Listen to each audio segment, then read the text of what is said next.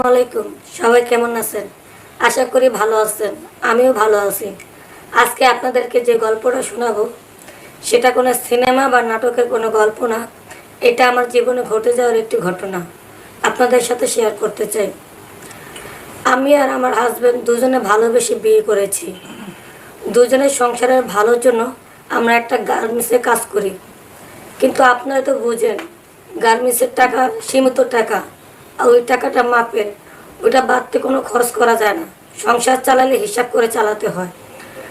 দুজন মিলে আমরা সংসার চালাচ্ছি এবং সংসারের সব টাকা খরচ করছি না, কিছু কিছু টাকা আমরা জমিয়ে রাখার চেষ্টা করতেছি। আমরা একটা মাসে ফিক্স করে রেখেছি যে প্রতি মাসে আমরা 5,000 করে জমিয়ে রাখবো এবং যা থাকবে তাই দিয়ে আমরা সংসার চালানোর চেষ্টা করব। এতে যদি আমরা ভালো মন্দ খেতে পারলে খাইলাম, না পারলে নাই। তো এইভাবে আমরা অনেক দিন সংসার চালাচ্ছি। কিন্তু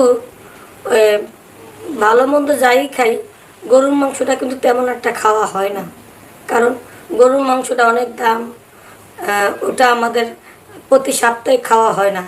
দেখা গেল কয়েক মাস পর আমরা একটু কিনে খাইতে পারি। তা যদি কিনে খাই, বেশি একটা মাংস কিনে খাইতে পারি না। অনেক সময় আধা কেজি, হয়তো হাঁস গেলে 1 কেজি, 1 কেজি আনা বেশি একটা পড়ে না, কেননা আমরা মানুষ দুইজন। বেশিরভাগই আমরা আধা কেজি আনি। আমাদের ঘরে ফ্রিজ নাই, এই জন্য আর কি। তো এইভাবে আরও অনেক দিন কেটে গেল। তো একদিন দেখি সুন্দর একটা গরু জবাই করছে। তো গরুটা যখন জবাই করতেছে, যে জবাই করবে কষা আসতে একটু দেরি করেছে, এর জন্য সকালবেলায় জবাই করতেছে। তো সেদিন শুক্রবারের দিন ছিল, আমাদের গার্মেন্টস বন্ধ দিন ছিল। পরে আমিও গেলাম, মানে দাঁড়া গরু জবা দেখতেছি। দেখার পরে এখন গরুগুলা বানাচ্ছে, এটাও দেখতেছি। সব কিছু মানে মানুষ ভিড় হয়ে আছে গরুর মাংস কিনবে। তখন আমার কেনার জন্য খুব ইচ্ছা করছিল। তারপরে কতক্ষণ দাঁড়া থেকে দেখলাম ভ্যাপসা কলিজা ডোরটারে খোলাইয়া আলাদা করলো। তারপরে ভুঁড়িটারে পরিষ্কার করে তারা ঝুলা রাখলো। তারপরে রানের পিসগুলো পিস পিস করে কাইটা ঝুলা রাখলো। সিনার মাংসের প্রতি তো সবাই একটু লোভ, সেগুলো ঝুলা রাখলো। এইভাবে প্রতিটা অঙ্গ প্রত্যঙ্গ সব ঝুলে ঝুলে রাখা হলো। এখন যেভাবে চাচ্ছে তাকে সেভাবে দিচ্ছে। কিন্তু সবাই চোখে আমি পড়েছি, যার ভাবে সেই তার দেখা চলে গেছে, কেউ কিনা চলে গেছে। আমি কিন্তু দাঁড়িয়ে আসলাম। পরে কষে আমাকে বলতেছে, মানে কাস্টমারকে বিদায় করার পরে কষে আমাকে বলতেছে, কি ব্যাপার বোন, তুমি এভাবে দাঁড়া রয়েছ, মাংস নেবে নাকি? তখন আমি বললাম, ভাই মাংস তো নিতে ইচ্ছা করে, কি করব, সীমিত টাকা, যদি গরুর মাংস কিনে ফেলি তো ডাল ভাতের টাকা হয় না। শুধু গরুর মাংস কিনে ফেলে তো টাকা সব শেষ হয়ে যায়। পরে বলতেছে, ও আচ্ছা ঠিক আছে, সমস্যা নাই, আমি কিন্তু 100-200 টাকারও মাংস বেচি। তখন আমি বলতেছেন, কি বলতেছেন সত্যি? হ। পরে আমি দেন আমার তাহলে 100 টাকার মাংস দেন, তাহলে আমাদের কোনো সমস্যা হইব না। আমি 100 টাকার 4 টুকরা, ছোট ছোট 4 টুকরা, 4 টুকরা মাংস পাইছি বিরিয়ানি সাইজের। তো 4 টুকরা 5 টুকরা মতো নেব, যাই হোক ওটাই আমার এনাফ। পরে এইভাবে আমি মাংস নিয়ে যাই এবং মাংসটা রান্না করার পরে আমার হাজবেন্ড জিজ্ঞাসা যে আজকে বাজার থেকে কী আনছো, কী রান্না করছো, এমনিতে জিজ্ঞাসা মাঝে মধ্যে। পরে আমি কই, তোমার জন্য না গরুর মাংস রান্না করছি। কয়, ইস, বললেই হলো, গরুর মাংস রান্না করছে না?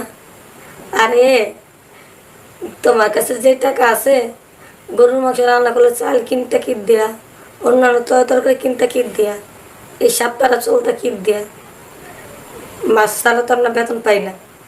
পরে আমি বললাম, আরে এরকম করো না,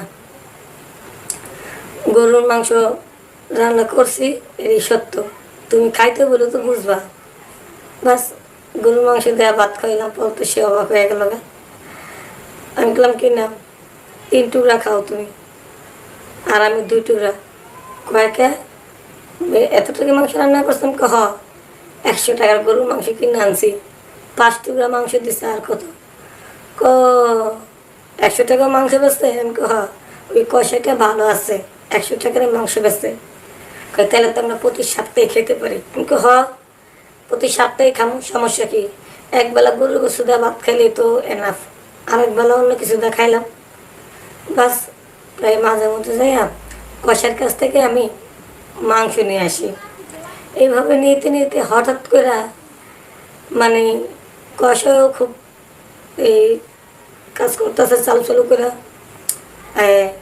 মাংসগুলো কাইটে কাইটে দিতেছে, কিন্তু বেশি মাংস যারা নেয় এদেরকে আগে বিদায় করে পরে আর কি আমাকে দেয়।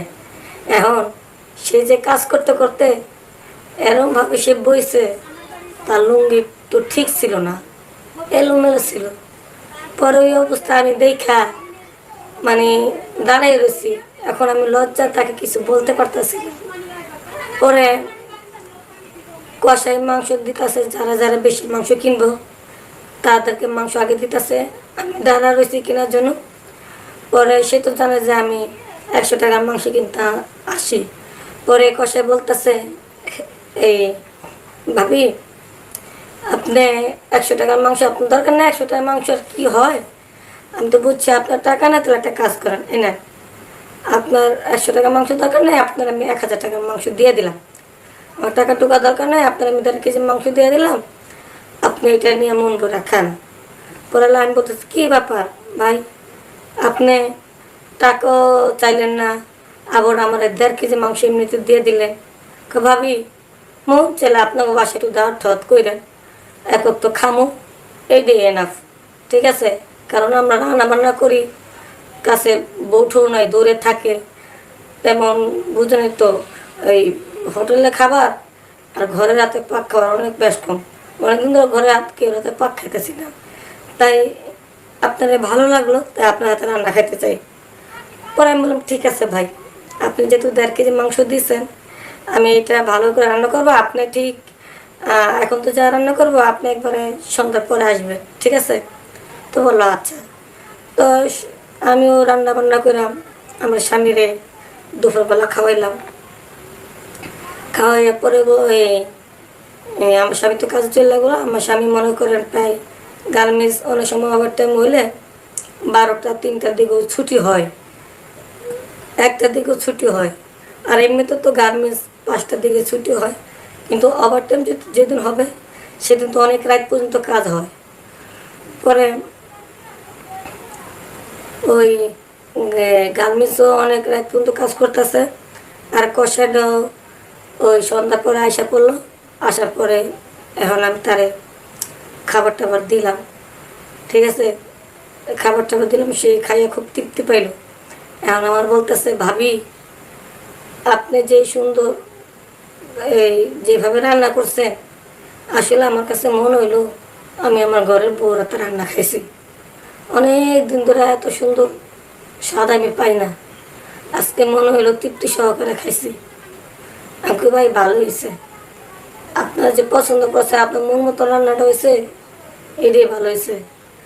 ভাবি এই কতদিন ধরে বউর কাছে যাই না, পরের কাজ করি, বুঝেনি তো, মন চাইলেও সব কিছু করতে পারি না।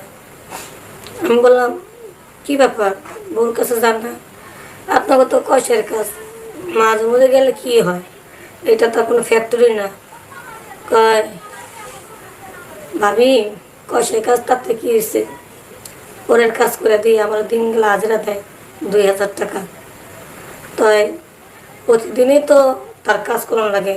একটা মোড়ে মানুষ সবাই আসে প্রতিদিন মাংস নিতে, ঠিক মতো না পেলে কী করবো কখন। তাই আমি যদি আবার অন্য কষাই না বসা থুয়ে যাই, তাইলে আবার যাইতে পারি, ইচ্ছা আর হয় না। বললো আচ্ছা ঠিক আছে। তো এইভাবে এক কথা দুই কথায় মনে করেন ওই কষার সাথে একটা মনের ভাব এসে পড়লো। ভাব আসার পরে বাস, পরে কষা আমাকে বলতেছে, ভাবি আপনি না দেখতে অনেক সুন্দর, ভাই আপনার অনেক সুখ দেয়, শান্তি দেয়। পরে আমি বললাম, ভাই তো ব্যস্ত মানুষ, সারাদিন অনেক ওভারটাইম করে, রাতেবেলা ওভারটাইম করে, তেমন একটা সময় দিতে পারে না। কি বলতেছে, আপনি যে সুন্দর, আমরা আমাদের মতন যেহেতু গরুর মাংস কাটতো, এত কষ্টের কাজ করতো, তো তারপরেও তো মনে করেন সময় দেওয়ার কথা। আর আমরা এত কাজ করেও আমি আপনার সময় দিতে পারতাম। ঠিক আছে, বললাম, আমি বলতেছি, দেখেন ভাই, স্বামী যদি সময় না দেয় তাহলে জোর করার তো দরকার নেই, কিন্তু এমনি ভালো ব্যবহার, ভালো আচরণ, সব দিক দিয়ে সুখী আছি। ভাবি, কষাই বলতেছে আমারে, ভাবি সব দিক দিয়ে সুখ থাকলে কি হয়, মেয়েদের সবচেয়ে সুখ তো এটাই, যেটা স্বামী স্ত্রীরা করে। আমি বললাম, পাই না তাহলে কি করবো? তো ভাবি, আমি আসছি না, আমি থাকতে আবার পাইবেন না কেন? পরে আমি কই, ঠিক আছে, যদি আপনি দিতে পারেন সমস্যা নেই, বাড়িঘর তো ফাঁকাই আছে।